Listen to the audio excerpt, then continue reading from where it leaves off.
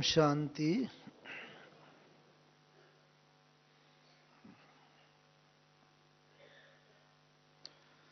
बाप दादा हम बच्चों को प्रतिदिन मुरली के द्वारा हमारी निमित्त जो बड़ी दादियां हैं, वरिष्ठ भाई बहनें हैं, उनके द्वारा और अनेक रीति से ज्ञान की नई पराकाष्ठा की ओर लेते जा रहे हैं। और उनमें विशेष जो हम सब के लिए एक बहुत ही उपयोगी और अनुभव योग्य बात है, वो है कि कैसे हम सदा सोमान और सम्मान में स्थित रहें। आज की मुरली भी हम सब ने सुनी,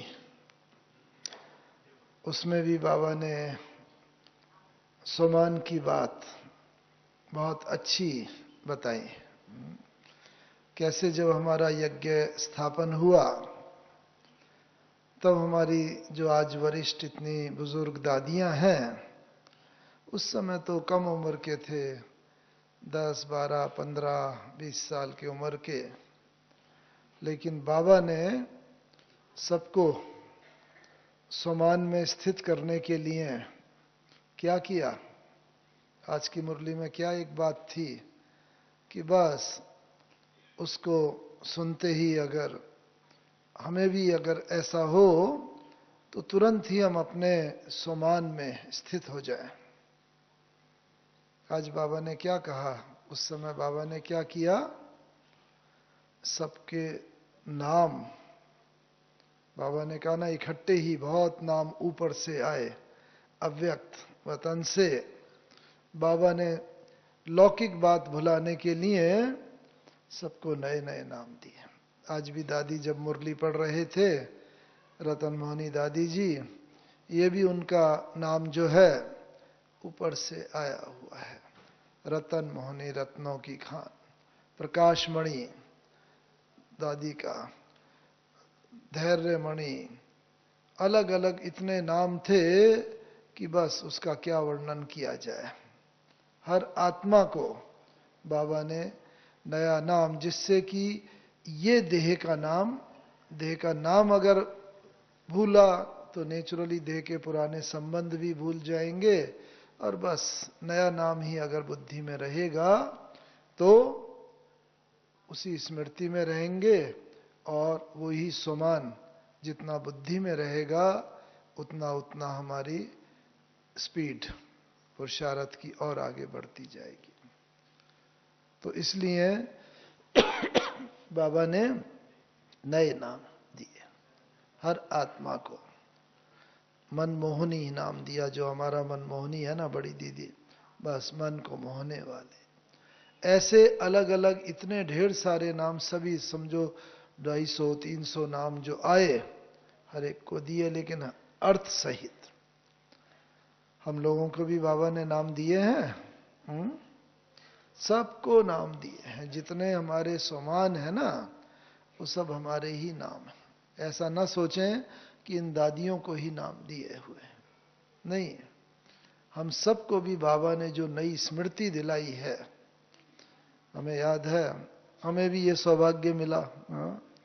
जब बाबा से पहली बार मिले तो बाबा ने पूछा, बस बाबा का तो पर्सनैलिटी ही ऐसा था, बस लंबा कद, गोरा रंग, एकदम आंख में इतनी जैसे गहराइयां, झलकता हुआ प्यार।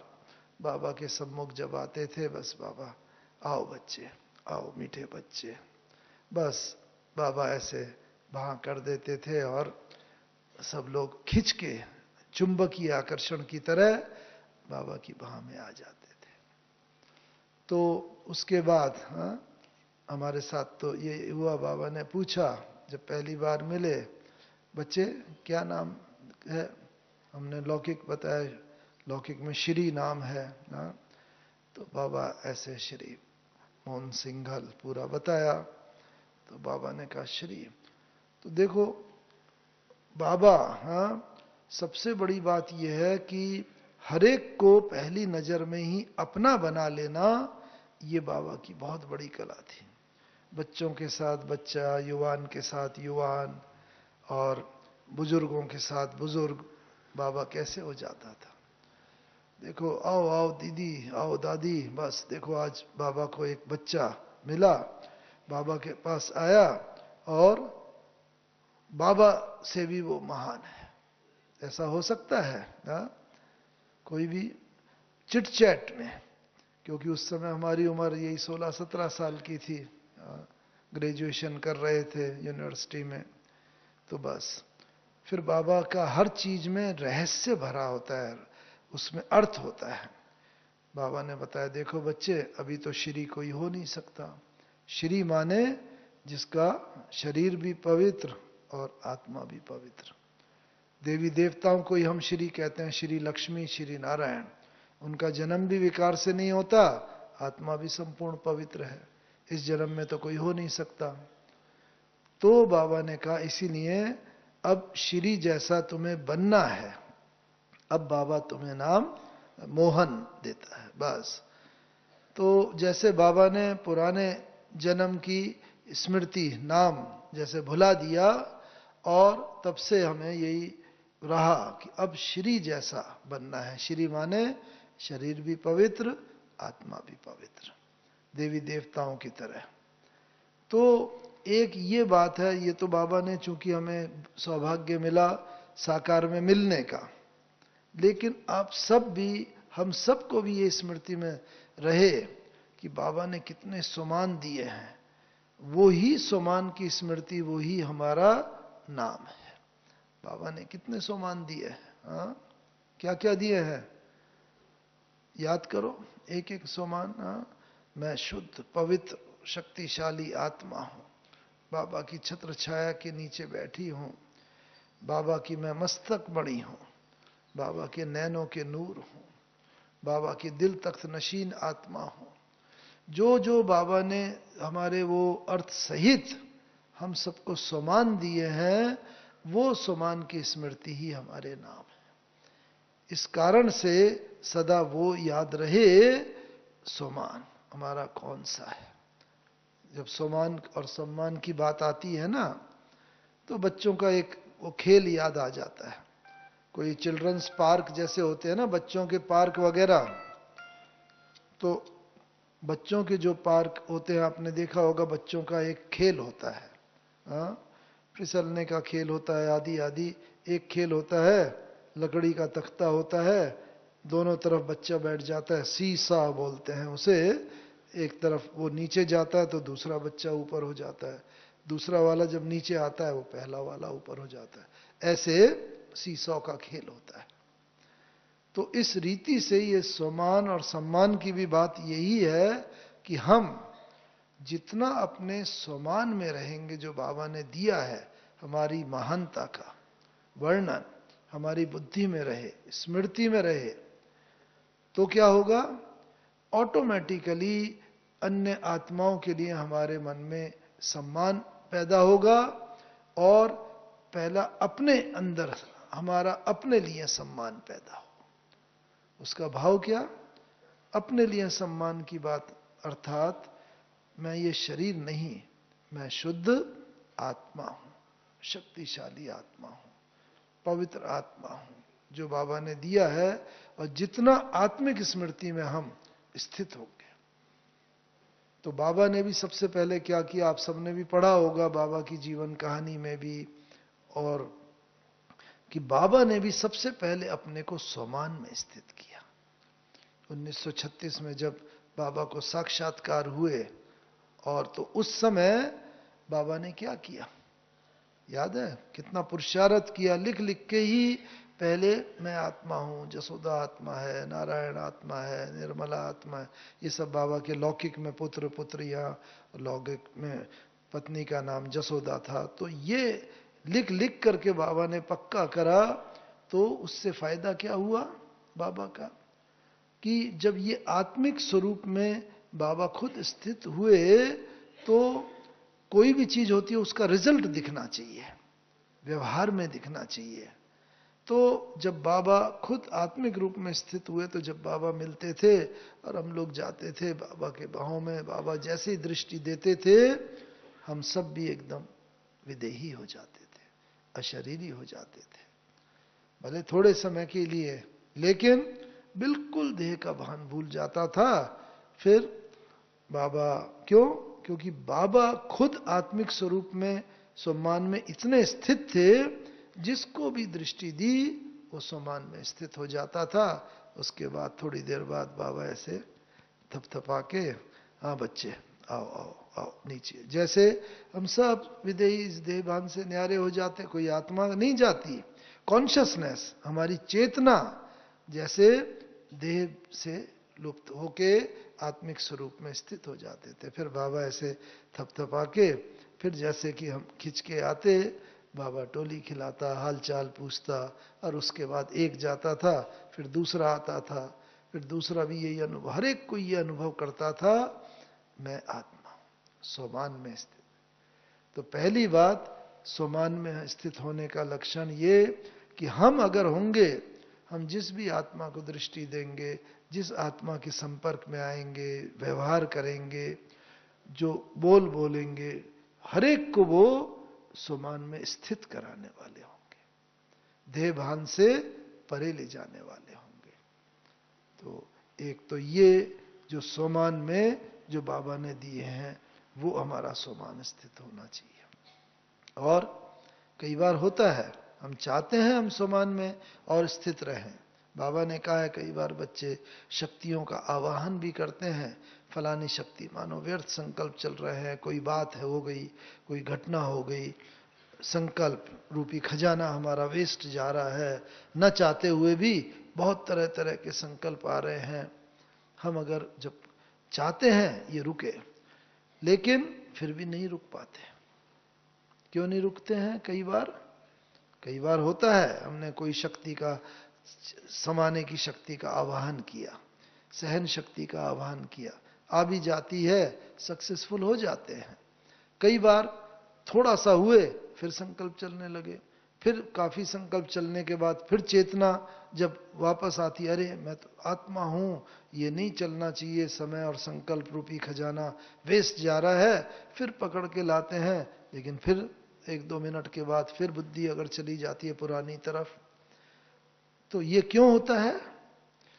तो वो बाबा ने कहा है क्योंकि हम अपने सोमान की सीट पर स्थित होके उस गुण या शक्ति को ऑर्डर नहीं करते। साधारणतः यही होता है, कोई मानो गवर्नमेंट सर्वेंट है, इवन कोई राष्ट्रपति है, प्रधानमंत्री है, बड़ा है, जब तक वो सीट पर है सब उसकी आज्ञा मानते हैं, ऑर्डर मानते हैं। लेकिन जब वो सीट से उतर गया, रिटायर हो गया, ट्रांसफर हो गया, चला गया या हार गया, तो फिर कोई उसका ऑर्डर नहीं मानता, क्योंकि वो सीट पर नहीं है। ऐसे हम स्वमान की सीट पर स्थित हुए बिना जब हम ऑर्डर करते हैं किसी गुण शक्ति को, तो क्या होता है, वो गुण या शक्ति नहीं आती हमारे पास। क्यों? क्योंकि हम अपनी सीट पर ही स्थित नहीं है। जब तक सीट पर स्थित नहीं होंगे, कोई हमारा कहना नहीं मानेगा, ऑर्डर नहीं मानेगा। इसलिए बाबा ने कहा है, पहली जो बात है, अपने स्वमान की सीट पर स्थित होके पहले, उसके बाद हम किस गुण शक्ति को ऑर्डर करते हैं, वो तुरंत मान जाती है और फिर आ जाती है। हम अनुभव करते हैं, हाँ ये शक्ति जो है ये हमारे पास है। एक तो ये, और सोमान, हम अपना उस सोमान में स्थित होने का सदा अभ्यास करते हैं। इसके लिए बाबा ने ज्ञान के कितने अनगिनत पॉइंट सुझाए हैं, उसमें हम स्थित हो जाए। कई बार क्या होता है, वो पॉइंट नहीं आती, इमेजिनेशन नहीं आती, उसके लिए भी बाबा ने युक्ति बताई है कि मानो जो हमारे चित्र है ना, उन चित्र के सामने जाके बैठ जाए। मानो कलप वृक्ष है, कलप वृक्ष का चित्र, इसीलिए बाबा कहते हैं अपने घर में सदा ये चित्र रखो, अच्छे अच्छे गीत के वो रखो। उससे क्या है, चित्र के सामने बैठ गए, कलप वृक्ष का चित्र है, नीचे हम देखें जड़ में बाबा मम्मा बैठे हैं और अष्टरतन बैठे हुए हैं, अपने को विजुअलाइज करें, अपने को देखें, मैं भी कल्प वृक्ष की जड़ में बैठी हुई आत्मा हूं। इस सृष्टि की मैं आधारशिला हूं, नींव हूं, मेरे आधार पर ही ये कल्प वृक्ष जैसे टिका हुआ है ये है। और बस मैं पूरे सृष्टि की जड़ हूं, जड़ से ही तो पूरे वृक्ष को भोजन पानी और सब चीज प्राप्त होता है, तभी तो वो छोटे नन्हे से पौधे से बढ़कर बड़ा वृक्ष बन जाता है। तो मैं उस जगह बैठी, क्योंकि जो चीज दिखती है विजुअलाइज होती है वो दिमाग में ज्यादा देर तक टिक जाती है। कई बार खाली इमेजिनेशन होती है तो थोड़े कुछ सेकंड के लिए आएगी, फिर लुप्त हो जाएगी, उसे डिफिकल्ट होता है। इसीलिए अगर चित्र कोई सा मानो ब्रह्मा विष्णु त्रिमूर्ति का चित्र है, बस त्रिमूर्ति बाबा तो है ही, लेकिन मैं भी त्रिमूर्ति हूं। बाबा ने मुझे त्रिमूर्ति बनाया है, रोज ब्रह्मा के रूप में मुझे नए शुद्ध महान संकल्पों की स्थापना करनी है, और रोज मैं करती हूं आत्मा, और साथ ही साथ शंकर के द्वारा जो पुराने संस्कार हैं, पुरानी बातें हैं, पुराने विचार हैं, उन सब का विनाश मैं कर रही हूं। और जब पुराने का विनाश और नए संकल्पों की, नई चीज की स्थापना होती है, फिर सारे दिन भर विष्णु के रूप में उनकी पालना मुझे करनी है। वो करते हैं। हर चित्र को, हर चीज को अपने से लगा के हम चलते रहें। जब हम अपने से लगा के चलेंगे वो चीज लगेगी ये हमारी है। जैसे बैंक में कैशियर होता है, लाखों रुपए गिनेगा रोज, इधर से उधर उसको देना, उससे लेना, वो सब होगा, उसमें उसका ममत्व नहीं होगा। लेकिन जब उसको पहली तारीख को या जब सैलरी मिलेगी, चाहे उस जितना गिनता है उससे बहुत कम होगी, 20-25 हजार, 30-50 हजार, कुछ भी, वो उसे लगेगा ये मेरी है। और जब अपनी चीज होती है ना, तो व्यक्ति का उसके अंदर अधिकार होता है। ऐसे ही जब ये जो ज्ञान है, इस ज्ञान को हम जितना जितना अपना बनाते रहेंगे, केवल मुरली में बाबा ने कहा वो नहीं, बाबा ने कहा वो सुना, फिर उस पर कुछ मंथन वगैरह हो, उस पर हमारा विचार चले, तो वो ज्ञान हमारा अपना बनता चला जाता है। इसीलिए बाबा बाद में भी, पहले यज्ञ के शुरू में तो जब 36-37 में क्या हुआ वो तो हम सब ने सुना है, लेकिन जो हमें 1961-62 से देखने का मौका मिला, तो उसमें भी बाबा जब किसी से पूछता था, आजकल की दुनिया में तो अनेक नाम है, मानो किसी का नाम माया देवी है, तो बाबा देख के कहता, अरे माया, अभी माया का क्या काम, माया ने तो बहुत समय से हम बच्चों को दुखी कर दिया है, अब से तुम्हारा नाम मानो लक्ष्मी देवी या कोई गीता देवी, कोई अच्छा नाम जिससे कि बाबा को, उस बच्चे को ये स्मृति रहे, अब पुराना जन्म, पुराना जीवन मेरा खत्म हो गया, नए उसकी ही स्मृति में रहे।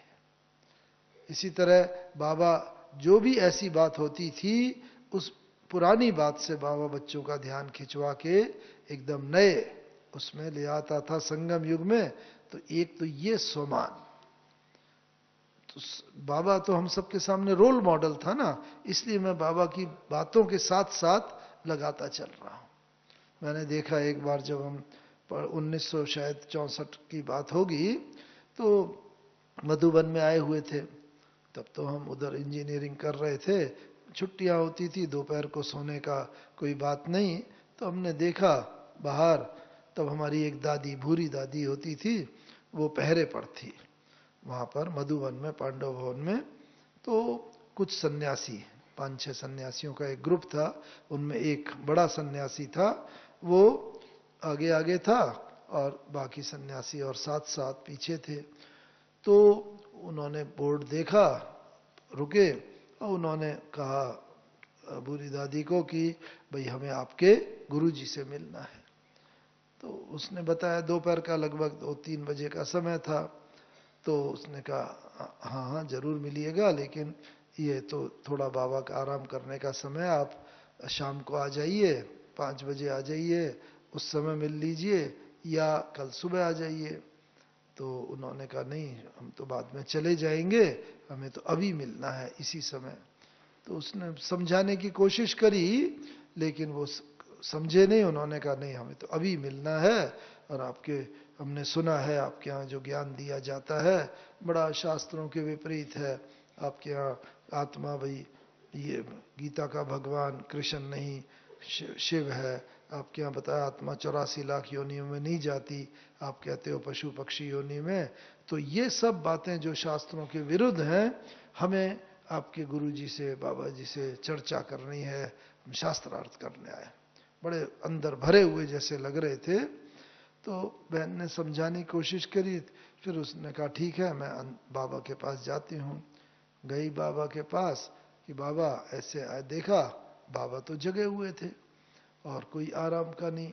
तो बाबा को कहा बाबा ऐसे वो आए हैं और चाहते हैं अभी हम। बाबा ने कहा हाँ बच्ची बैठाओ बैठाओ, तब हिस्ट्री हॉल था कि जाओ बैठाओ बाबा आता है। तो देखो बाबा को अपने ना आराम का ख्याल ना कुछ, जब भी कोई आए बाबा सदा सेवा में हाजिर। तो बाबा थोड़ी देर में आए, उसने लाके बैठा दिया बहन जी ने, और थोड़ी देर बाद बाबा आए। हमने देखा, हाँ वहीं थे हम, कि बस उन्होंने आके, और वो सन्यासी वगैरह आके तो हिस्ट्री हॉल में नीचे बैठ गए, ऊपर संदली ऐसे 3 संदली पड़ी होती थी, तो उसके वहाँ आके उस पर नहीं बैठे। कायदा होता है सन्यासियों का, भाई जिस गुरु के आश्रम में जाते हैं वो गद्दी में वहीं का ही जो गुरु होता है वही बैठता है। तो बाबा आए, देखा कि बस बड़े प्यार से बाबा ने कहा अरे बच्चे तुम नीचे क्यों बैठे हो, आओ आओ यहाँ संदली के ऊपर बैठो। तो नहीं नहीं वो तो आपकी गद्दी है, आप बैठो। उन्होंने उसका जो मुख्य था, तो बाबा ने कहा अरे बच्चे देखो आप सन्यासी तो कितने महान हो, आप लोगों ने तो पवित्रता के बल पर भारत को थामा हुआ है, अगर आपकी पवित्रता नहीं होती तो भारत और क्या से क्या हो जाता। तो ये अपने लिए ये भी तो देखो गृहस्थी है। बाबा ने अपना बताया, कोई भी ऐसा कोई गुरु होगा जो अपने ही आश्रम में अपने लिए अपना कोई पुरानी बात बताए, लेकिन बाबा ने तो बड़े देखो ये भी गृहस्थी था, लेकिन आप लोगों की महिमा है, पवित्र हो और आपके द्वारा ही ये सृष्टि जैसे थमी हुई है, आओ आप ऊपर बैठो। वो लोग फिर भी हिचकिचाने लगे, तो बाबा ने बड़े प्यार से एक जो सन्यासी मुख्य था उनका, उसको कहा कि आओ आओ बच्चे, ऐसा करके उसको उठा के ऊपर हाँ संदली पर बैठा दिया, और बाबा साथ में बैठ गया नीचे। देखो ये सम्मान, इतना बाबा ने प्यार से उसको वो दिया कि बिल्कुल एकदम जो इतने भरे हुए आए थे उसके अंदर ही अंदर बिल्कुल पानी हो गए। और फिर बाबा ने थोड़ी देर में पूछा हाँ बच्चे हाँ बोलो कैसे आना हुआ। तो उसने कहा कि बाबा ये सब एक दूसरे को देखें, वो सन्यासी उसको देखे, वो बोले दूसरा और हर एक। लेकिन फिर उनमें से जो मुख्य था उसने बोला कि हमने तो ये सुना है बाबा कि आपके यहाँ जो शिक्षा दी जाती है वो बिल्कुल शास्त्रों के विपरीत है। यहाँ भाई मनुष्य पशु पक्षी योनि में नहीं जाता, या गीता का भगवान, या 84 सारा भक्ति मार्ग की बाबा वो बातें बोलने लगे। तो बाबा ने कहा बच्चे देखो इसने भी ब्रह्मा अपने लिए भी ये भी देखो ये गृहस्थी था, जीवन भर सब शास्त्र पढ़े, लेकिन ये पढ़ के भी ना कोई प्राप्ति नहीं हुई। पढ़ा जीवन भर कि भाई काम महाशत्रु है, लेकिन पवित्रता की धारणा नहीं हुई। पढ़ा जीवन भर कि मनुष्य आत्मा ऐसा ऐसा मतलब योनियों में जाती है, लेकिन उन पशु पक्षी वैसे संस्कार मनुष्य के जीवन में रहे, आदि आदि सब बाबा ये बताते रहे। अब जो है ये ज्ञान ये नहीं देता, ऊपर से शिव बाबा आता है वो बोल के चला जाता है, और जो भी ज्ञान है इतना प्रेम से प्यार से बताया, जो इतना भरकर आए थे कि हम ये करेंगे शास्त्रार्थ करेंगे ये करेंगे, बस बाबा के कुछ महावाक्यों से ही ना इतने संतुष्ट वो हो गए।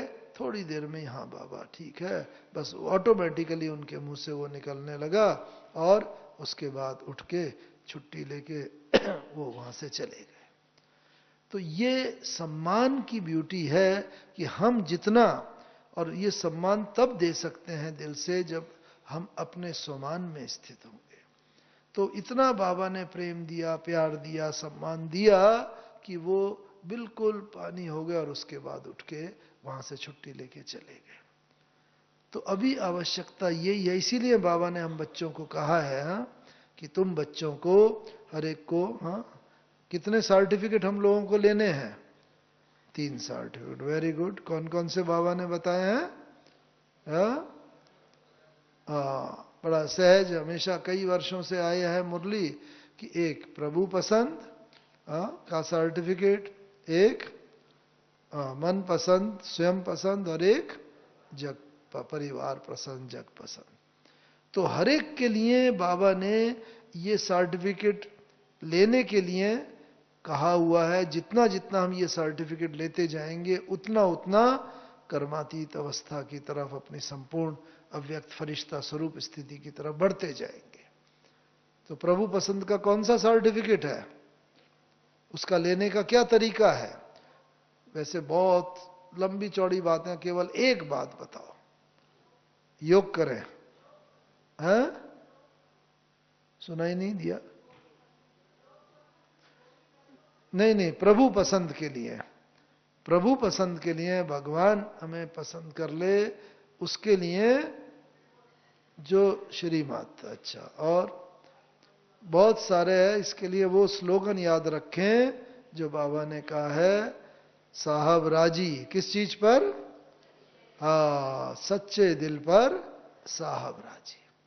जितना जितना हमारे दिल में सच्चाई और सफाई होती जाए, केवल एक बात ही, सच्चाई और सफाई। कोई ऐसी बात नहीं, कोई कहे, कई बार कहते हैं ना किसी के लिए, कोई होता है भाई ये अंदर एक है बाहर दूसरा है, बाहर ऐसा दिखा रहा है लेकिन अंदर कुछ और है। सच्चाई सफाई जितनी अंदर होगी उतनी हमारे हर मन, वचन, वाणी, कर्म, व्यवहार सब में वो रिफ्लेक्ट होती जाएगी। तो सच्चे दिल पर साहब राजी। और इसके लिए भी हम कहें कि हाँ मेरा तो बहुत सच्चा दिल है, लेकिन पहचान क्या है? वो भी उसके लिए दूसरा स्लोगन जो बाबा ने कहा है, सच तो बिठो नाच। जो सच्चा होगा ना वो खुशी में नाचता रहेगा।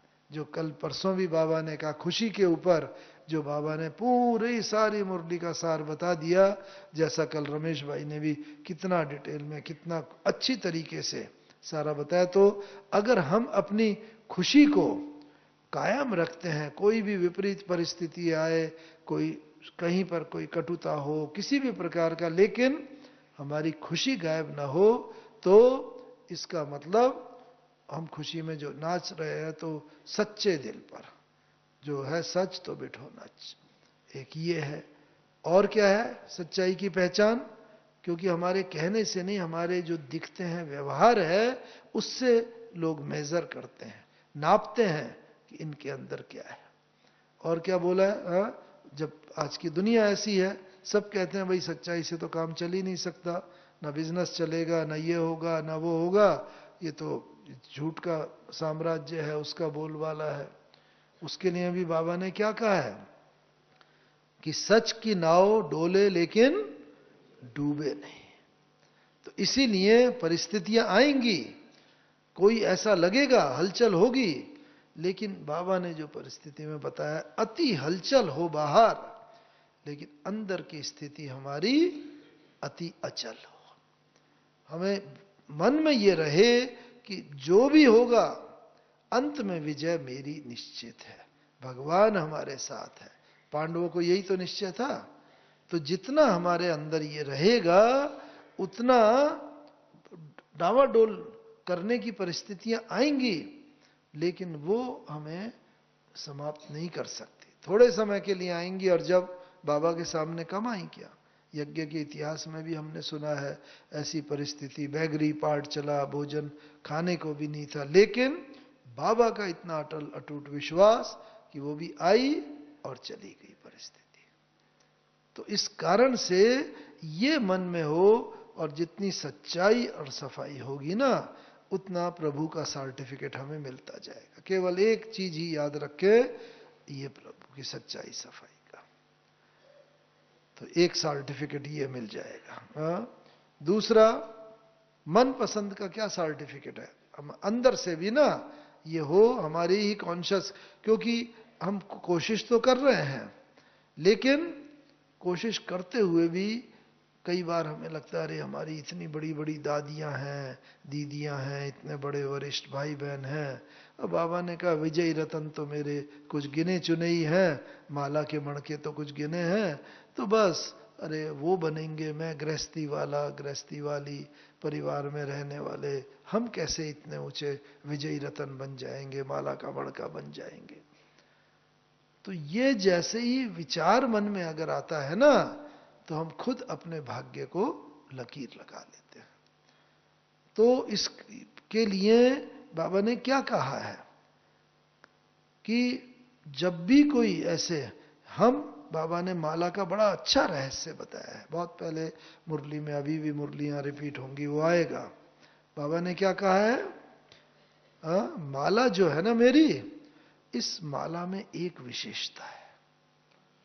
कौन सी विशेषता? ये तो बाबा ने कहा एक माला नहीं, अनेक माला है, और कोई 100-108 दाने निश्चित नहीं, पुरुषार्थ करे और कई उसके अंदर आ सकते हैं, अभी बिल्कुल ओपन है। लेकिन बाबा ने एक विशेष बात जो बताई कि मेरी माला में एक विशेषता है, वो क्या? कि मेरी माला में हर प्रकार के बच्चे, केवल यही नहीं कि जो 1936-37 में ज्ञान में आ गए वही हैं, नहीं, बाबा ने ये भी कहा है last so fast so first, बाद में आने वाले भी वो ऐसे भी बच्चे हैं, पुराने में पुराने हैं तो नए में नए भी हैं, बहुत फास्ट स्पीड से चल के माला का माला बन जाते हैं। फिर बाबा ने कहा उसके अंदर मेरे समर्पित बच्चे हैं, तो साथ में गृहस्थी वाले भी हैं जो पुरुषार्थ करके इतना आगे बढ़ गए। कुमार हैं तो अधर कुमार भी हैं, कुमारियां हैं तो अधर कुमारियां भी हैं, भारतवासी है तो विदेशी भी है, चाहे एक एक दो दो सैंपल हों, लेकिन माला की यही विशेषता है, उसमें मेरे सब प्रकार के बच्चे हैं। इसीलिए, और वो जैसे कि सीट रिजर्व हो गई हमारी, तो उससे क्या हुआ कि जब सीट रिजर्व हो गई ना, नॉर्मल केस में गवर्नमेंट की नौकरियों में उन सब में भी जो सीट रिजर्व होती है, मानो कोई जॉब है शेड्यूल कास्ट के लिए है, या शेड्यूल ट्राइब के लिए, या बैकवर्ड पिछड़ी जाति के वाले के लिए, तो दूसरा उससे अच्छा भी अवेलेबल होगा, लेकिन उस सीट को भरा नहीं जा सकता जनरल कोटे से, उसके लिए वो ही चाहिए। तो जो कोटा है अधर कुमार के लिए, अधर कुमारी के लिए निश्चित, जो परिवार वाले के लिए, वो उसी से ही भरा जाएगा। ड्रामा में ऐसा निश्चित है, क्योंकि भगवान तो सुप्रीम जस्टिस है, सबसे बड़ा न्याय करता है। अगर उसने सारे के सारे ही पुराने 1936-37 वाले ले लिए, तो उसके आगे आने वालों का क्या होगा? बाबा ने कहा नहीं, सबके लिए ये पुरुषार्थ का रास्ता खुला है। तो इसीलिए हम कभी भी ये ना सोचें कि अरे हमारे दादी दीदियां और ये ही हैं, नहीं, मैं भी बाबा आपका विजयी रतन हूं, कलप पहले वाली माला का मणका हूं, आपने भी कलप पहले मुझे विजयी बनाया था, अभी भी विजयी बना रहे हो, और कलप कलप मैं विजयी बनती रहूंगी या बनता रहूंगा। बाबा हम वही आत्माएं हैं कलप पहले वाली। तो जितने हम वो अपने अंदर ये निश्चय करते जाएंगे बाबा के सम्मुख अपनी विजय, उसको रिवाइज करते जाएंगे, उतना उतना वास्तव में ना ये हमारा जो मन है ना, इसीलिए कहा है कि मन जीते जगत जीत, माया जीते जगत जीत, मन के हारे हार है, मन के जीते जीत। इसीलिए कहा है मन चंगा तो कठौती में गंगा। इसीलिए कहा है गीता में भी मन मना भव, तन मना भव या धन मना भव या संबंध मना भव नहीं, मन मना भव। तो हम अपने मन के अंदर, कॉन्शियस माइंड तो ये है जागृत मन, लेकिन जो एक अर्ध जागृत मन होता है, सब कॉन्शियस माइंड होता है, उसके अंदर हम ये बिठा दें बार बार। इसीलिए बाबा कहता है योग करो, उसके अंदर अच्छे पॉजिटिव विचार लाओ, उसके अंदर ये ही है, अंदर तक जब ये घुस जाएगा, मैं ही हूं वो विजयी आत्मा, कलप पहले वाली माला का मणका मैं ही हूं, तो अंदर जितना बैठता जाएगा, वैज्ञानिक वगैरह बोलते हैं कि हमारा सबकॉन्शियस माइंड बहुत पावरफुल होता है, बहुत शक्तिशाली, जिसी को हम वृत्ति भी कह देते हैं। तो मन तो फिर भी एक चैतन्य जो है, जो संकल्प करता है, लेकिन संकल्प से भी सूक्ष्म जो वृत्ति है, जो स्वप्न है, अंदर जितने हमारे ये घुसता जाएगा, वो हमें वैसे ही स्वप्न आएंगे, वैसे ही हमारे संकल्प चलेंगे, वृत्ति हमारी वो हो जाएगी, वैसे ही दृष्टि हो जाएगी, वैसे ही फिर कृति होगी, सब कुछ वो, अगर हमने हमारी अंदर की स्मृति और वृत्ति को बदल लिया। ये मन से भी सूक्ष्म चीज है। तो इसीलिए हमें कभी भी अपने मन के अंदर कमजोरी का कोई संकल्प नहीं। शास्त्रों में भी गायन है ना, बस जैसा हमारा संकल्प होता है, मानो पुराने जमाने में भक्त भगवान से प्रार्थना करता था, बहुत सच्चे दिल से तपस्या की, भगवान ने दर्शन दिए, तो भक्त अपनी इच्छा करते था, भगवान मेरी ये इच्छा पूरी करो, वरदान दो। भगवान क्या कहते थे? बस ज्यादा लंबा चौड़ा नहीं, सीधा ही तथास्तु, और फिर अंतर ध्यान हो गए।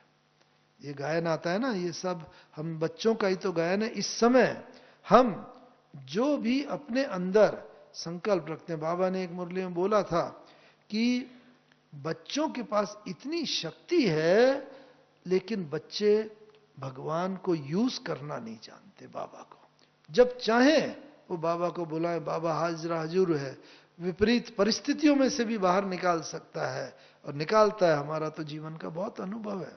लेकिन बच्चे मुझे यूज करना नहीं जानते, यूज नहीं करते।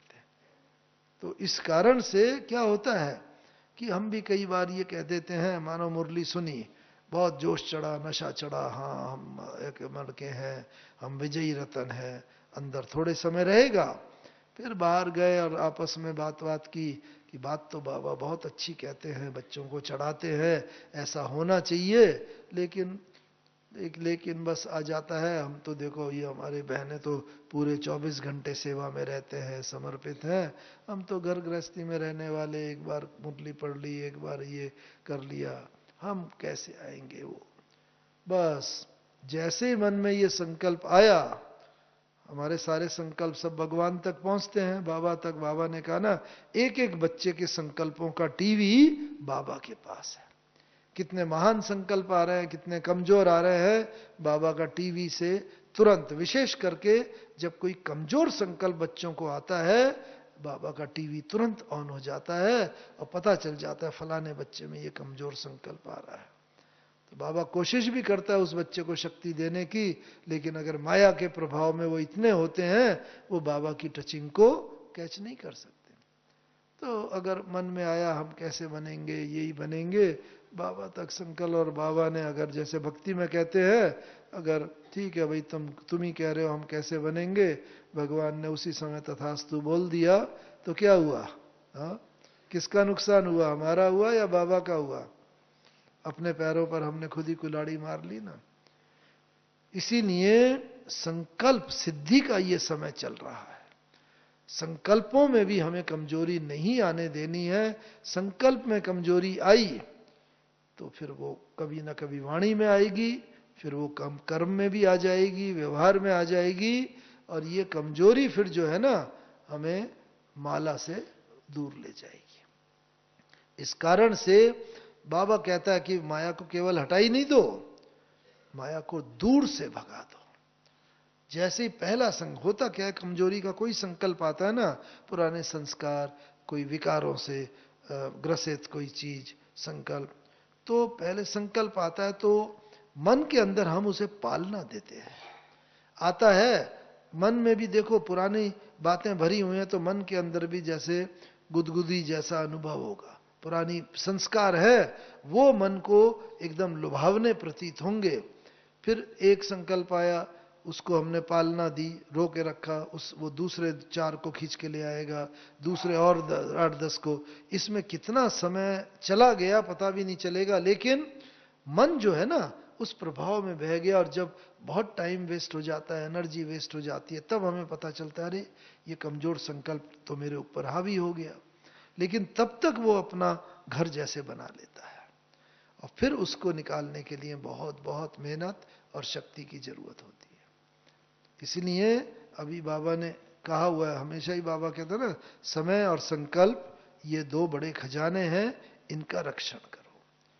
और साथ ही साथ क्या होता है, सोमान हम जब सुबह मुरली सुन के गए, सुनी मुरली, काफी समय तक बहुत अच्छा रहता है, फिर भी धीरे धीरे बाहर के वातावरण में आते हैं, कई पेपर्स वगैरह आते हैं, तो हलचल होने लगती है। बाबा ने कहा वर्तमान समय ना दो प्रकार के पेपर बच्चों के सामने विशेष आएंगे। वैसे तो बाबा ने कहा अनेक प्रकार के पेपर हैं, कई प्रकार के पेपर बाबा ने बताया। एक तो आवश्यक वस्तुओं के अभाव का पेपर, ऐसी परिस्थितियां भी आएंगी जो जीवन के लिए आवश्यक वस्तुएं हैं। जीवन के लिए भाई भोजन है, पानी है, हवा है जो श्वास लेते हैं, ये सब चीजें भी जैसे दूषित हो जाएंगी। बाबा ने कहा भोजन होगा, खाने लायक नहीं होगा, पानी होगा, पीने लायक नहीं होगा। ऐसी परिस्थिति आएगी तो क्या? इसीलिए बाबा ने पहले से ही बोला है, अपने को सब परिस्थितियों के लिए तैयार करते चलो। और इसके लिए ये सब आवश्यक वस्तुओं के अभाव का पेपर है, पुराने संस्कारों का पेपर है, प्रकृति के 5 तत्वों का पेपर है, जो आत्मा है। अभी बाबा ने कहा समूह मृत्यु और अचानक मृत्यु बहुत होगी। समूह मृत्यु माने एक अर्थक्वेक आया, एक सुनामी आई, हजारों लाखों मर जाते हैं। समूह मृत्यु और अकाले मृत्यु, उसमें तो कोई ये डिस्टिंक्शन होता नहीं कि ये बुजुर्ग है इसको ले चलो और जवान है इसको छोड़ दो। अर्थक्वेक आएगा, सारे जितने उसकी चपेट में आएंगे सब मर जाते हैं।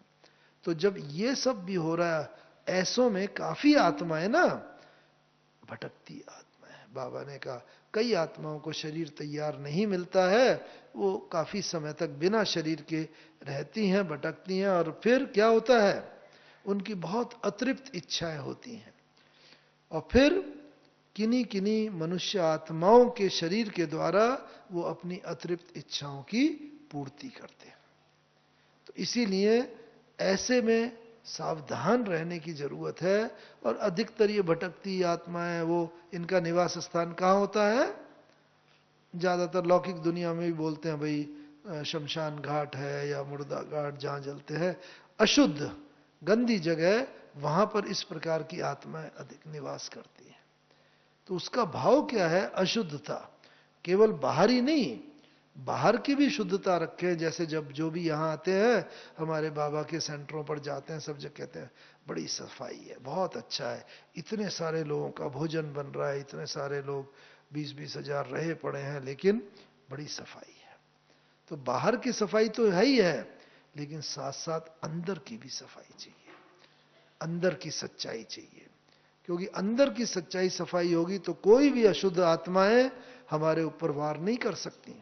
लेकिन जहां कहीं भी अंदर की गंदगी होगी, अंदर कहीं भी विकार गुप्त रूप में हमारे ऊपर होंगे, ऊपर से तो हम दिखे, चाहे सफेद कपड़े पहन लिए, चाहे वैसे जो हमारी धारणाएं हैं देखने में आए, लेकिन अगर अंदर हमारे अभी भी अंश के वंश रहे हुए होंगे, अंदर हमारी गुप्त भावना होगी विकारों के प्रति, उनको उनकी तृप्ति की, तो कहीं ना कहीं ये अशुद्ध आत्माएं इन शरीरों का आधार लेके अपनी अतृप्त इच्छाओं की पूर्ति करेंगे। और सारा विकर्म तो उस आत्मा पर आएगा जिसका शरीर का आधार लेके वही इच्छाओं की पूर्ति की है।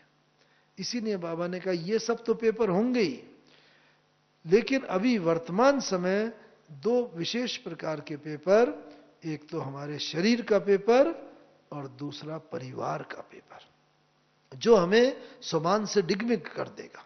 हम चाहते हैं हम अपने सोमान में रहें, अच्छे विचारों में रहें सारे दिन भर, और शुरुआत भी होती है, लेकिन जब कभी अगर मानो शरीर का पेपर आता है, बाबा ने कहा ये बड़े से बड़ा पेपर है।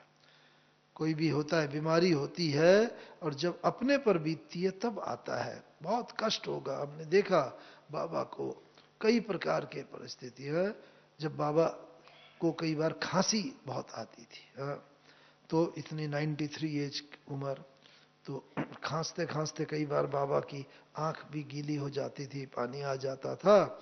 और ये, लेकिन क्या दूसरे ही क्षण हमें लगता था बाबा को जैसे बहुत कष्ट हो रहा है, लेकिन बाबा ने क्या कहा, स्वमान में स्थित पुनः होने के लिए अभी जैसे प्रकृति नेचर, हमारी अपनी नेचर इतनी पावरफुल हो कि बाहर की नेचर को बदल दे। बाहर की नेचर का मतलब ये बाहर की प्रकृति, जल, अग्नि, वायु, पृथ्वी, आकाश, इन्हीं से तो हमारा ये शरीर बना है। तो ये बाहर की प्रकृति है और जिनसे शरीर बना है। तो शरीर में अगर कोई व्याधि है, कोई हमें कष्ट दे रहा है, उसका प्रभाव हमारी मन की स्थिति, मन की नेचर के ऊपर ना पड़े, वो हमारी है अंदर की नेचर। तो बाहर का प्रभाव हमारे अंदर ना पड़े, बल्कि हमारी अंदर की नेचर इतनी स्ट्रांग हो, शक्तिशाली हो कि बाहर की नेचर को बदल दे। एक बाहर की नेचर प्रकृति, एक अंदर की। तो अक्सर करके ये होता है कि बाहर की प्रकृति हमारी अंदर की प्रकृति पर हावी हो जाती है। बाहर जैसा वातावरण है, मानो कहीं पर अर्थक्वेक आया, सुनामी, बहुत टीवी में न्यूज़ आ रही है, डेड बॉडीज दिख रही हैं, विनाश दिख रहा है, तो भले हम अपने ड्राइंग रूम में कंफर्टेबली बैठे हुए हैं, देख रहे हैं, लेकिन हमारा मन ही अंदर अंदर खराब हो जाएगा। क्यों? क्योंकि बाहर की प्रकृति इतनी शक्तिशाली है। बाहर आप सब लोग आए, यहाँ का बाहर का वातावरण इतना शक्तिशाली है, ऑटोमेटिकली हमारे विचारों में, व्यवहार में, हमारी दिनचर्या में यहाँ परिवर्तन हो जाता है, क्योंकि बाहर का वातावरण इतना स्पिरिचुअली चार्ज्ड है। इसके विपरीत अगर जाओ, कहीं नाइट क्लब में जाओ, कहीं ऐसे वातावरण में जाओ, कोई पिक्चर देखो, कोई ऐसी, तो बाहर का जैसा वो होगा, वो मन को वैसा बना देता है। लेकिन बाबा क्या चाहता है? अब बाबा ये चाहता है कि हमारे अंदर की प्रकृति इतनी शक्तिशाली हो जो बाहर की प्रकृति को बदल दे। और बाबा में वही देखते थे। बस बाबा को जैसे खांसी आ रही है, तकलीफ हो रही है, और फिर बाबा दूसरे ही क्षण, अरे बच्चे देखो, कल बाबा जाके ऐसा, वहां कृष्ण का चित्र, ट्रांसलाइट का श्री कृष्ण का चित्र होता था, लक्ष्मी नारायण का, और वो कल कल बाबा जाके ऐसा बनेगा, विष्णु कृष्ण, वहां तो कितना सुख होगा, कोई तकलीफ नहीं होगी। यहाँ तो देखो पुराना शरीर है, पुराना प्रकृति है, दुख तकलीफ होती है, बीमारी होती है, कल बाबा जाके ऐसा बनेगा। ओ कल बाबा जाके, बाबा कहता है ना, खुशी में क्या करना चाहिए? खग्गियां मारनी चाहिए खुशी में, बस ऐसा। ओ कल बाबा, बाबा दिखाता था, ओ कल बाबा जाके, बस ऐसा। एक सेकंड पहले खांसी आ रही थी और बाबा ने अपनी अंदरूनी स्थिति से बाहर की प्रकृति को बदल दिया।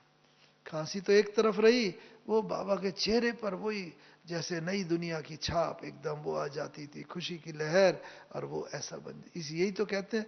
इसीलिए कोई परिस्थिति हो, लेकिन हमारी अगर अंदर की मन की स्थिति मजबूत है तो बाहर की किसी भी परिस्थिति को बदल देगी। तो ये बाबा का प्रत्यक्ष देखना, तो ये स्वमान में सदा टिकने के लिए ये जरूरी है कि परिस्थितियां तो आएंगी, घर गृहस्थी में रहते हैं, नौकरी धंधा करते हैं, कलयुगी दुनिया है, कभी कोई ऑफिस की, बिजनेस की, सोसाइटी की, सोशल प्रकृति आ गई, परिवार की, आएंगे, पेपर आएंगे, पेपर ही नहीं आएंगे तो आगे बढ़ेंगे कैसे?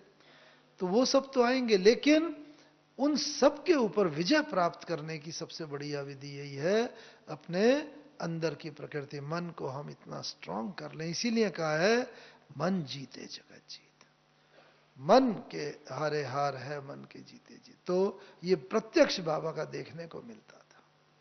तो एक तो ये पेपर है, और इसके लिए क्या करें? शरीर का पेपर आया, मानो बीमारी है, ये ना सोचें कि भाई जो बुजुर्ग हैं या जो जिनकी उम्र 50-60 हो गई ज्यादा, वो बीमारी होंगे, हम जवान लोग हम नहीं हो सकते।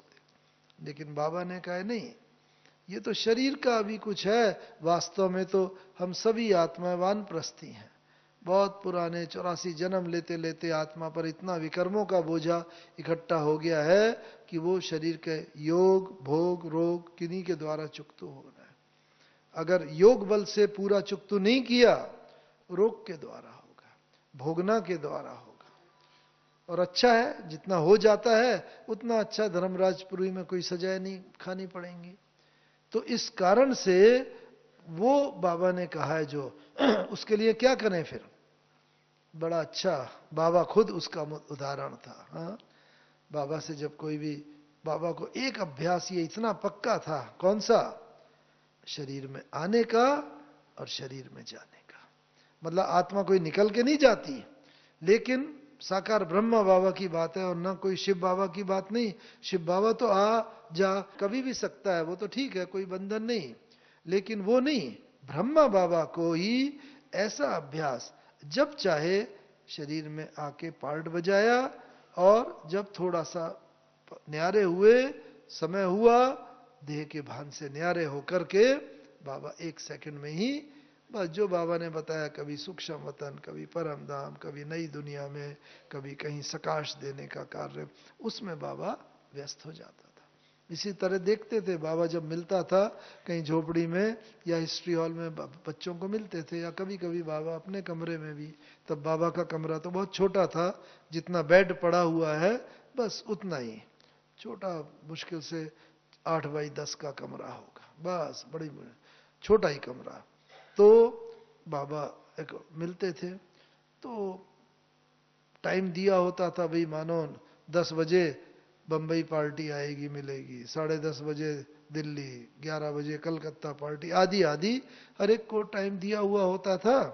पार्टी समय पर लेके टीचर इंचार्ज जो ब्राह्मणी आती थी, बस देखते थे, बस बाबा आंख खुली है अपनी मस्ती में, जैसे मस्त है, न्यारा है बाबा। टाइम हुआ, टीचर अंदर आके देखेगी, लेकिन कोई बाबा कोई नींद में नहीं, कोई साक्षात्कार में नहीं, वो नहीं, लेकिन जैसे आंख खुली होते भी एकदम बाबा अपनी मस्ती में, देह से न्यारा। टीचर वो आके बोलती थी बाबा बाबा, तो कई बार बाबा को जैसे जर्क सा लगता था, अच्छा बच्ची आ गए, हाँ हाँ बाबा मैं फलानी जगह से पार्टी लाए हूँ, हाँ बच्ची लेके आओ, बस पार्टी आती थी। फिर बाबा हर एक के साथ मिलते थे, टोली खिलाते थे, हालचाल पूछते, जो भी पार्ट यहाँ पर है वो पूरा करके बस वो पार्टी गई। कुछ समय अगर होता था बीच में 5-7 मिनट 10 मिनट, फिर बाबा एकदम देह से न्यारा हो जाता था।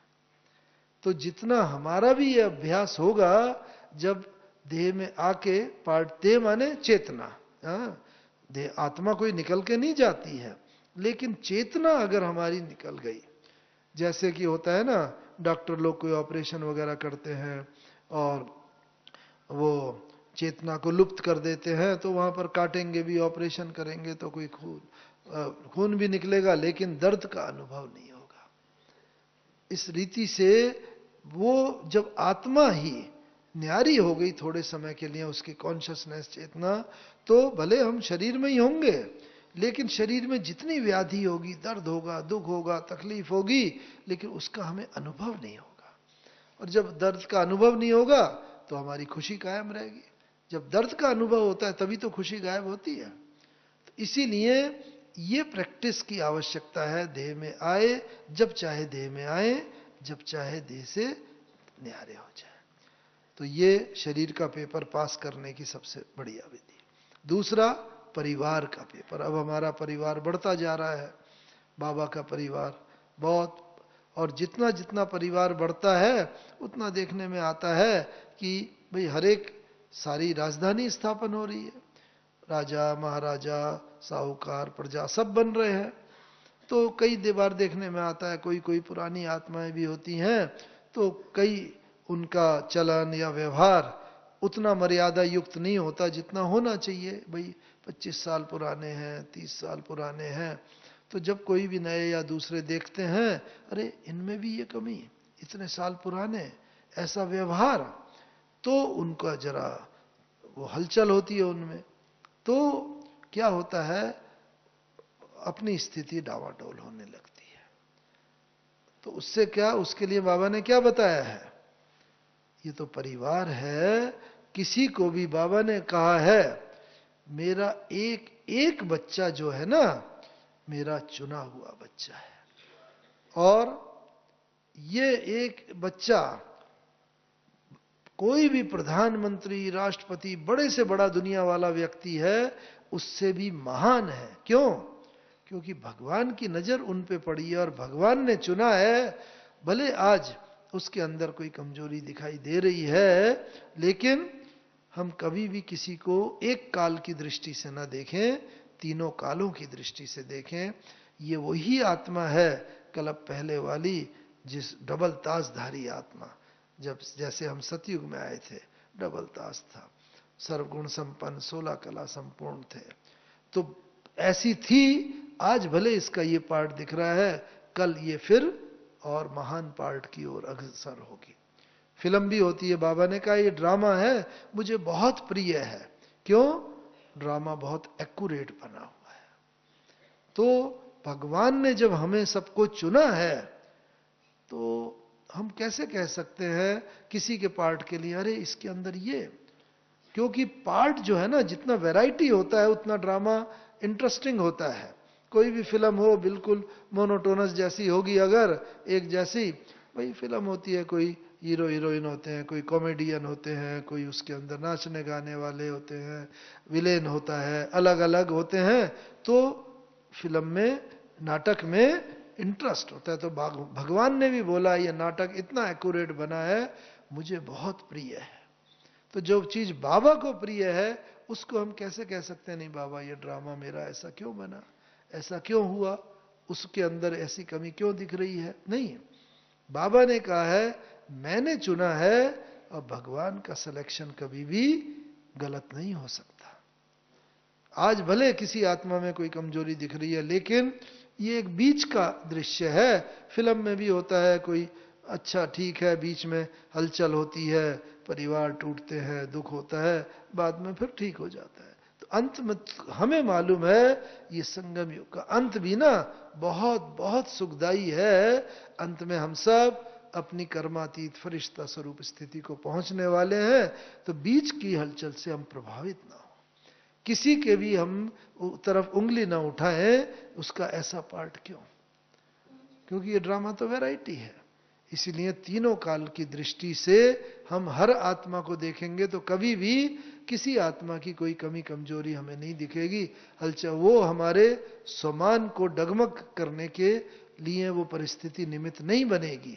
और जब हमारा स्वमान कायम रहेगा ना, तो ऑटोमेटिकली स्वमान, हमारा अपना मान कायम रहेगा। हमारे मन से, व्यवहार से, वाणी से, कर्म से दूसरों के लिए भी सदा सम्मान निकलता चला जाएगा। कभी भी किसी को अपमान की दृष्टि से देखने की कोई बात ही नहीं होगी। क्यों? क्योंकि जब जितना हम अपने स्वमान में रहेंगे, जब हमारे सामने लाल चश्मा आता है, लाल लाल हर चीज दिखती है, नीला चश्मा पहन लेते हैं तो नीली नीली। तो जब हम अपने स्वमान से डगमग होते हैं, तो दूसरे को सम्मान वगैरह देने की बजाय उसके प्रति हमारी घृणा की, ईर्ष्या की, अपमान की भावना पैदा हो जाती है। इसीलिए बाबा ने कहा स्वमान और सम्मान का ये सदा अगर बैलेंस रखते हुए हम चलते हैं ना, तो सदा हमारी स्थिति पावरफुल रहती है और हम सदा अपने को उसी स्थिति में स्थित करते हुए फाइनल स्थिति की ओर चलते हैं। मैं अब अंत में एक बात विशेष 18 जनवरी की बताता हूं, बाबा की पहचान भी और क्या है इसकी।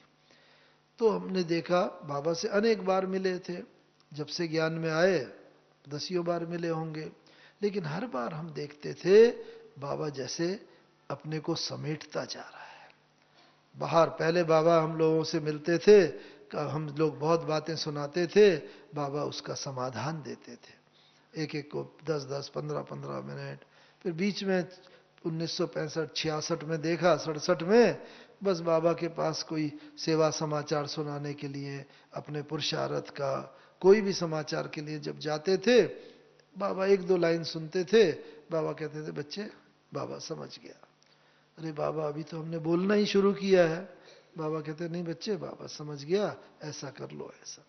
लेकिन अंतिम 2 दिनों में हमने क्या देखा, हम सब आसाम में पोस्टेड थे, इंजीनियरिंग पास करने के बाद ओएनजीसी ज्वाइन किया, तो आसाम में वहाँ पोस्टेड थे। तो वहाँ से 17 जनवरी की सुबह यहाँ पहुँच गए थे। तो 17 जनवरी और 18 जनवरी को बाबा के साथ ही साथ थे। बिल्कुल निकट बाबा के पूरा देखने का सौभाग्य मिला, फरिश्ता स्वरूप कर्मातीत स्थिति को। तो बाबा के सम्मुख कई बार जाना हुआ कि बाबा से ये पूछेंगे, बाबा से। वहाँ कोई टीचर नहीं थे तो क्लास वगैरह भी चलाते थे, सेवा भी थी, अपना जॉब भी था ओएनजीसी में। तो लेकिन बस बाबा ऐसा दृष्टि देखते थे, अच्छा बच्चे ये पूछने आए हो, ऐसा कर लो, ऐसा हो जाए। यानी कि एक अक्षर भी बोलने की जरूरत नहीं पड़ती थी, बाबा तुरंत मन के भाव को समझ करके उसका समाधान तुरंत दे देता था। एक बार हुआ, 2 बार, लगभग 7 बार, 6-7 बार जब ऐसा हुआ उन 2 दिनों में, तो बाद में हमने पूछा तो दीदी मनमोहनी जी थे, उन्होंने बताया कि देखो जब व्यक्ति की अपने मन के संकल्पों के ऊपर संपूर्ण विजय हो जाती है तो किसी के भी दूसरे के संकल्पों को वो पढ़ सकता है, उसका समाधान दे सकता है। और वही स्थिति बाबा की थी, मन जीते जगत जीत गई। अपना मन के ऊपर इतना कंट्रोल था, जैसे बाबा के सम्मुख गए, बाबा ने दृष्टि दी, मन के भाव को पढ़ के तुरंत उसका समाधान दे दिया था। तो ये स्थिति बाबा अभी हम बच्चों की, ये ही सच्चे स्वमान की स्थिति है, उसका रिजल्ट है कि हम अपने जितने अपने स्वमान में स्थित होंगे, अपने मन के ऊपर पूरा का पूरा कंट्रोल होगा। और जब हम अपने इच्छा मात्रम अविद्या हो जाएंगे, मन में ही तो इच्छाएं होती हैं, संकल्प होते हैं, इच्छा मात्रम अविद्या हो जाएंगे तो तुरंत ही दूसरे की इच्छाओं को हम पढ़ सकेंगे, उनको पूरा कर सकेंगे। और यही अंत में हम सबका पार्ट चलना है, जो गायन है। अंत में बाबा ने कहा है इतनी विकट परिस्थिति होंगी, लेकिन आपकी स्थिति ऐसी हो, ज्वालामुखी योग का, कैसे रोती हुई आत्मा आए, आपके सम्मुख आए, उसका स्वरूप बदल जाए, हंसती हुई चली जाए। अग्नि का यही तो गुण होता है, अग्नि में कोई भी चीज डालो उसका रूप बदल जाता है। ऐसे ही ज्ञान सूर्य परमात्मा, वो अग्नि का स्वरूप है प्रकृति में। तो ऐसी हमारी स्थिति योग की हो, दुखी आत्मा आए लेकिन सम्मुख आते ही सुख का अनुभव करे और सुख के सागर में लहराती हुई चली जाए। अशांत आत्मा आए लेकिन शांति के सागर में डुबकी लगाती हुई चली जाए। प्रैक्टिकल अनुभव, जैसे प्रैक्टिकल अनुभव होता है, गर्मी से आ रहे हैं, एसी में आए और एयर कंडीशनर में, उसमें ठंडक का अनुभव होता है, शीतलता, तो सुख मिलता है। तो इसी तरीके से ये अनुभव जब आत्माएं करेंगे, जो बाबा ने अभी कई बार कहा है, अभी आत्माएं बोलेंगे, हम करेंगे, सुनेंगे, उसमें नहीं है स्थिति में। अभी आत्माओं को अनुभव की जरूरत है, और वो अनुभव तब होगा जब हम उसका स्वरूप बने हुए होंगे। और यही प्रकृति जीत का लक्षण, क्योंकि बाबा ने अंतिम समय जब मुरली चलाई 18 जनवरी को, बस ऐसे हिस्ट्री हॉल में बाबा बैठे थे और मुरली चला रहे थे, हम सब लोग सामने बैठे हुए थे। बस बाबा मुरली चलाते हुए हमारे मन में भी एक संकल्प आया कि क्या भी अच्छा हो अगर बाबा कुछ हमारे लिए भी, पुरुषार्थ के लिए भी और बोले। जैसे अव्यक्त बाप दादा के सम्मुख होते हैं तो सब किसी संकल्प आता है, मुझे स्टेज पर जाने को मिल जाए, बाबा के हाथ से टोली मिल जाए, बाबा की दृष्टि एकदम निकट से मिल जाए, होता है ना। तो उस समय तो छोटा सा हॉल था, हिस्ट्री हॉल आपने ऊपर देखा है। मन में जैसे ही संकल्प आया, और कहते हैं भक्त के मन में संकल्प होता है, भगवान उसकी इच्छा को पूर्ण करते हैं। तो मन में उधर संकल्प आया और दूसरे सेकंड ही बाबा ने जैसे नाम लेके कुछ महावाक्य उच्चार दिए, जो हमारे जीवन के लिए हमेशा के लिए गाइडलाइन बन गए। तो है क्या कि हमारे मन में जितने हाई संकल्प होंगे, उच्च स्थिति होगी, वो तुरंत भगवान बंधा हुआ है उसको पूर्ण करने के लिए। तो बाबा ने मुरली चलाई, लेकिन उस दिन 18 जनवरी की मुरली में एक बार भी बाबा को न खांसी आई, न गला साफ करने की जरूरत पड़ी। वो इस बात का प्रतीक है जब आत्मा की कर्मातीत अवस्था हो जाती है तो शरीर के सभी कर्म भोगों के ऊपर वो आत्मा विजय प्राप्त कर लेती है। तो उस दिन देखा एक बार भी ऐसी स्थिति नहीं, और क्योंकि कर्मातीत अवस्था को बाबा प्राप्त कर चुके थे। उसके बाबा उठ करके गए अपने कमरे की तरफ और बस बाहर निकल के बाबा ने कहा, अच्छा बाबा बच्चों से छुट्टी लेता है, विदाई लेता है। तो ये स्वमान और सम्मान का बैलेंस के साथ, जब बाहर की, सम्मान क्या है? स्थूल चीज है, स्वमान सूक्ष्म चीज है अंदर के। तो जितना हमारा बैलेंस इंटरनल और एक्सटर्नल होगा, हमारे ज्ञान मार्ग की सफलता ही एक शब्द के ऊपर है, बैलेंस।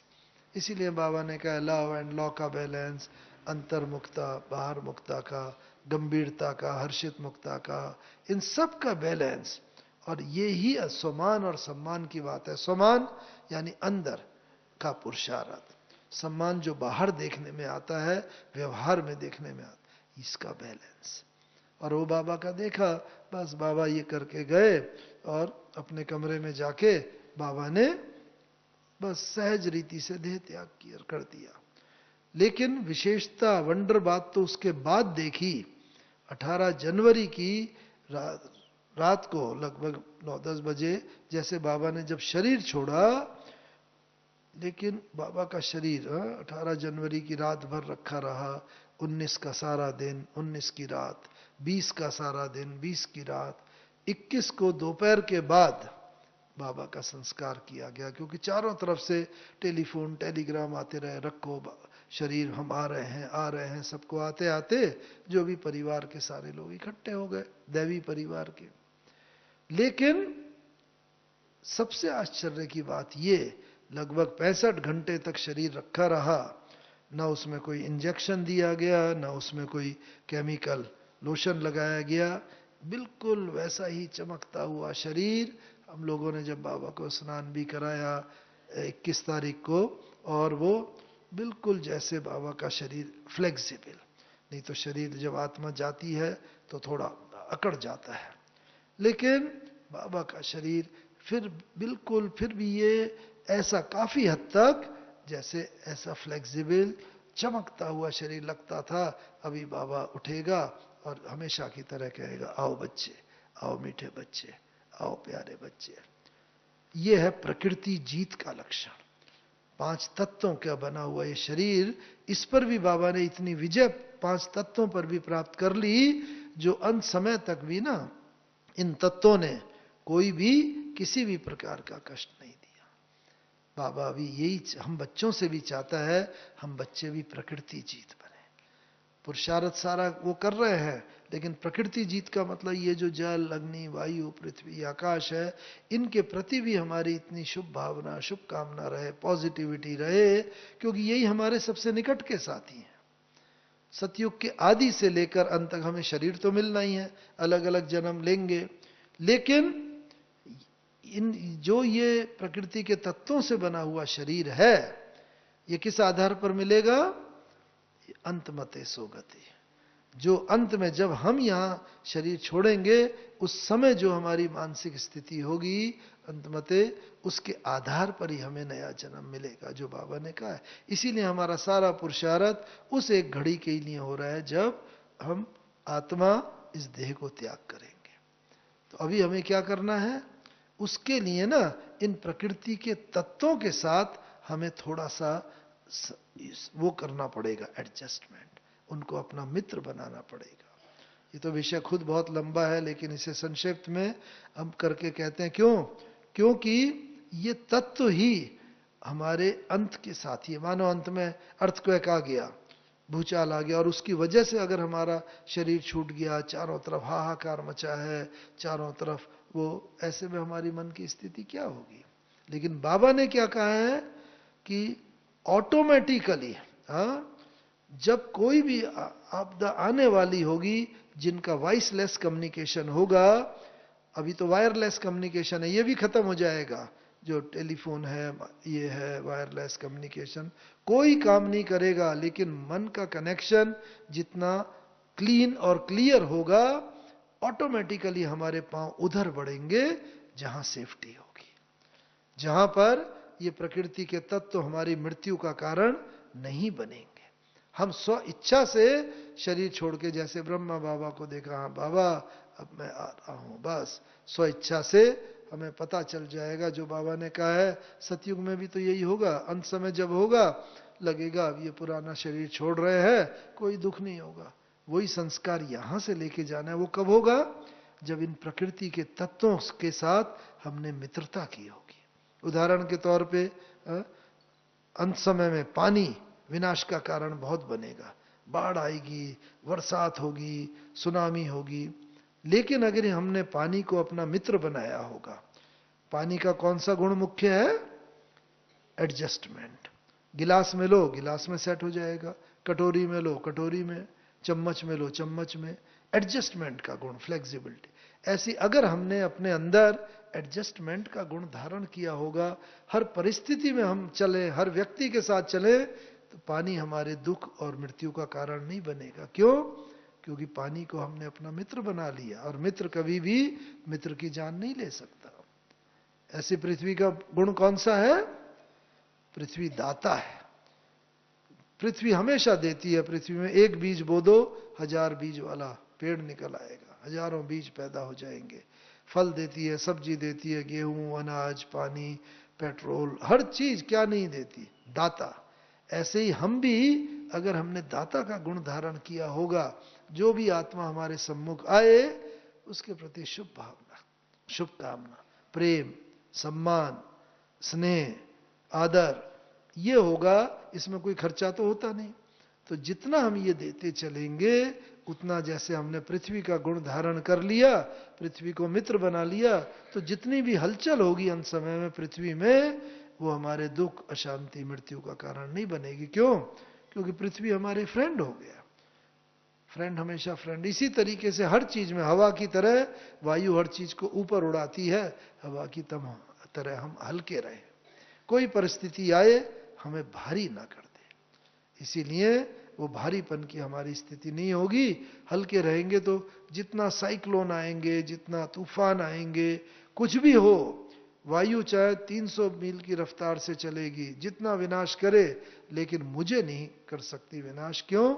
क्योंकि वायु तत्व को हमने अपना मित्र बना लिया। इसी तरह आकाश की तरह विशालता चाहिए। किसी का कोई अवगुण हमारे हृदय में न बसे। आकाश की तरह जितनी विशालता होगी, तो आकाश मार्ग से आने वाले जितने विनाश के साधन होंगे, कोई रॉकेट हो, एटम बम हो, या बादल फटने का, क्लाउड बर्स्टिंग वगैरह, वो हमारे दुख, अशांति, मृत्यु का कारण नहीं बनेंगे। क्योंकि आकाश जैसी विशालता हमने धारण करी। किसी भी आत्मा के प्रति हमारा कम्युनिकेशन ब्रेक डाउन ना हो। हर आत्मा हमें लगे ये मेरे अपने हैं। जैसे हम सबको बाबा से लगता था, दादियों से भी अभी लगता है कि दादियां हमारी हैं, बाबा हमारा है। तो इस तरीके से हर एक को हमसे ये लगना चाहिए मेरे अपने।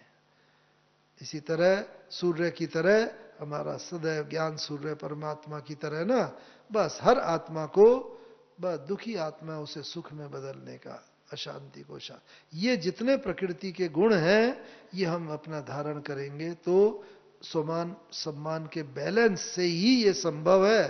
तो अंत में ये प्रकृति हमारे दुख, अशांति का कारण नहीं बनेगी। अंत मते सो गते हो जाएगी। ओम शांति, ओम शांति।